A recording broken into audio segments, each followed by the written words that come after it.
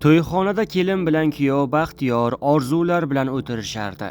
Davrada esa kuyovni onasi chiqib o'ynardi. Tanish-bilish, el-yurt, qarindoshlar chiqib kuyovni onasiga qistir-qistir qilar, onani bugungi tantana bilan qutlardi. Hammani nazarida turardi ona. Onaxon yarim soatlarcha o'ynadi.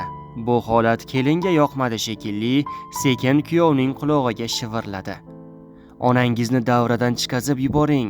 Hali davraga chiqib o'ynaydigan dugonalarim ko'p, dedi. Kuyov miyig'ida bir kulib qo'ydi va o'rnidan turib davraga chiqdi. Hammaning xayoliga onasini qutlagani chiqdi degan o'y xayol keldi. Lekin kuyov to'g'ri sozandalarni oldiga borib, mikrofonni oldi. Ashula to'xtadi. Kuyov to'yxonaga kelganlarga qaradi. Onam kimga kerak? dedi. To'yga kelganlar kuyovni bu so'zdan karaxt bo'lishdi. Hammalari bir-biriga qarashar, kuyov esa yana "Onam kimga kerak?" dedi. Hamma taajjubda. Kuyovni bu harakatini tushunmasdi. Nahotki o'z onasini shunaqa qilsa deyishardi. U yoqda esa kelin miyig'ida kulib, hozirdan aytganimni qilayaptilar. Demak, keyin ham chizig'imdan chiqmas ekanlar deb quvonardi.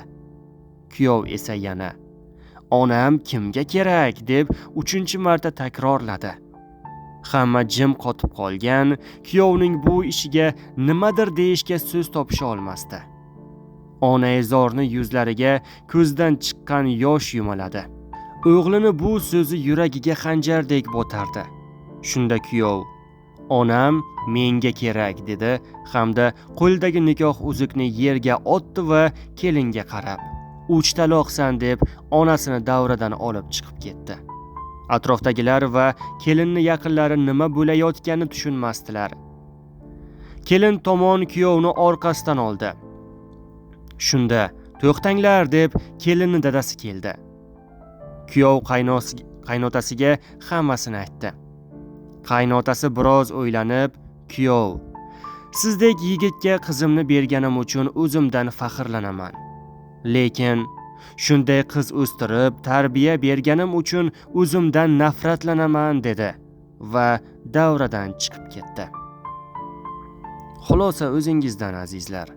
O'z fikringizni kommentariyada qoldirishni unutmang va biz har bir fikrlarni o'qib chiqamiz.